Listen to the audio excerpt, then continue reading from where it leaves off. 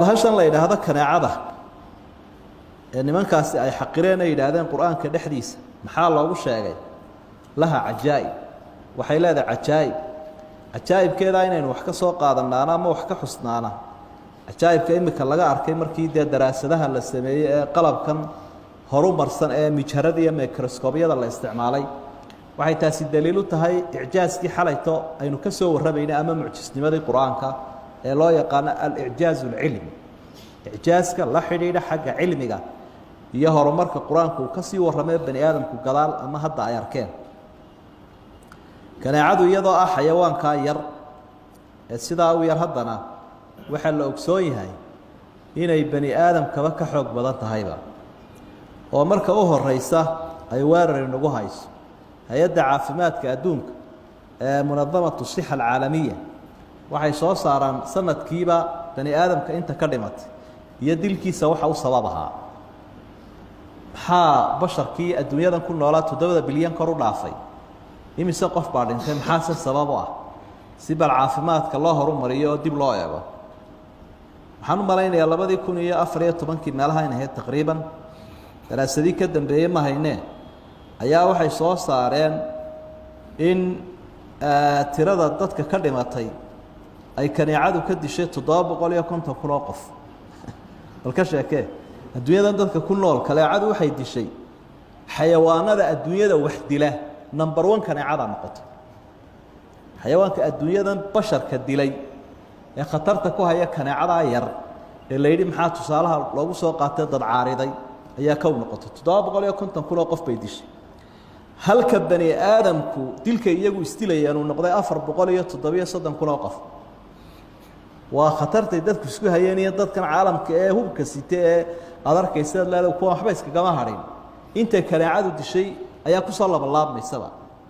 way sii wadeenoo waxay yidhaahdeen bahalaha aad looga cabsado sida tacaabiinta oo kale maska iyo abeesada iyo sunta badan iyagu 100 kun oo qof bay bashar ka dileen sanadka aydan khatarta badan ee miciyaha waaweyn ilaa 35 kun oo qof bay dadka ka dileen tamaasiixda bahalka u ilka weyn wuxuu ilaahay abuuray ee ugu khatar badan waa bahalkan yaxaaska la yiraahdo kun qof baa ka dilay weeyna sanadka marka halka maxaad ka aragtay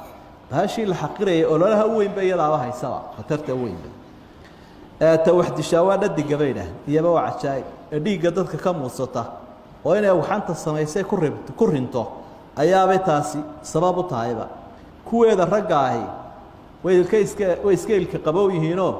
dheecaanka dhirta iyo ubaxay ka cabaan laakiin tadadigun baa la inagu saliday qalabkan daraasada lagu sameeyay ee markaa mutatawirka ah waxay yiraahdeen waxay dhakada ku leedahay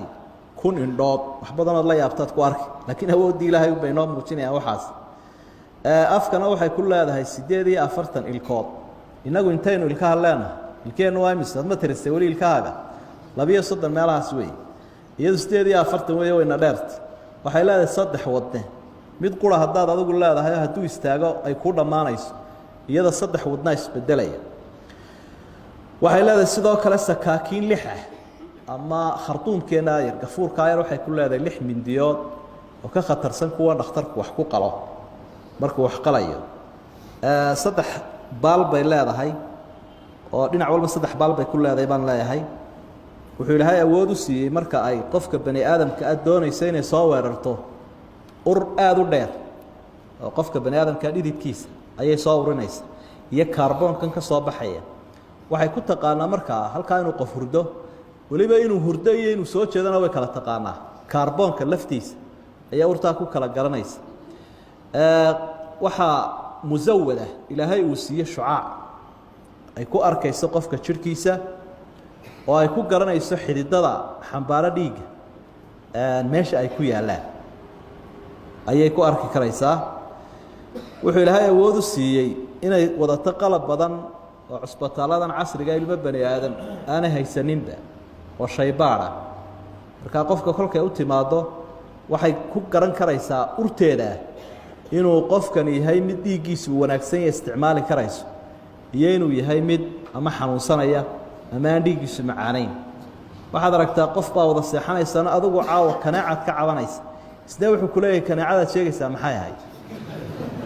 fayruusaad iyo malaha waxba isaga la socda dhiiggiisoo marka dadku waa ku yidhaa aniga dhiiggaygaa macaano kaneecadu ima dayso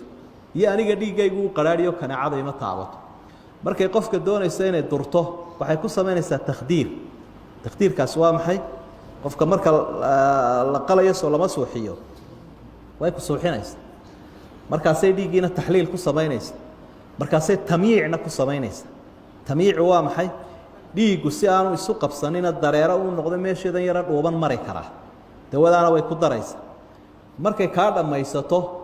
ayay ku sii daynaysaa horta wixii ay ku raacinaysa bakteeriyadii wixii ay ku raacinaysa sida malaariyadii marka iyadu kaa dhammaysataa bay ku sii daynaysa si aanad miskiinkaa iska hawaaraad tahay aan dhiiggii yaraa kaaga daadanin dhiig joojinna way ku raacaysa iyadoo sii dhaqaajinaysaba ayaad adigu meeshii xoqanaysa markaa wixii ay ku shubtay ee ay ku suuxinaysa ayaa markaa bararkan iyo waxaan keenaya way kaa dhammaysatay markaad soo boodaysa aad meeshii ay ku cununayso min cajaa'ib illaahi bay ka mid tahay cajaa'ibteeda waxaa ka mida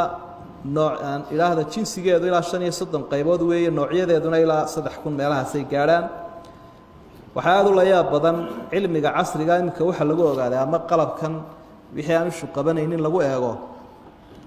waxay leedahay bay yidhaahdeen xayawaan kale ama xasharaad kale oo ilima qabatiya oo ay xambaarsan tahay taas waa isxambaar marka xasharaad kale dusha ku sidataa wuxuu talo ilaahay ugu raray ilaahay baa garanaya innagaba imisaynu xambaarsanay qaar baynu dusha ku sidanaa ma aragno qaarna calooshaynu ku sidanaa wataa lagu leeyahay qofka bani aadamka calooshiisa waxa ku jira xataa bakteeriya u baahan yahay oo dheefshiidkiisa ka qayb qaadanaysa Soomaa marka xayawaankaasi ama xasharada yaran microscope kun lagu arkayo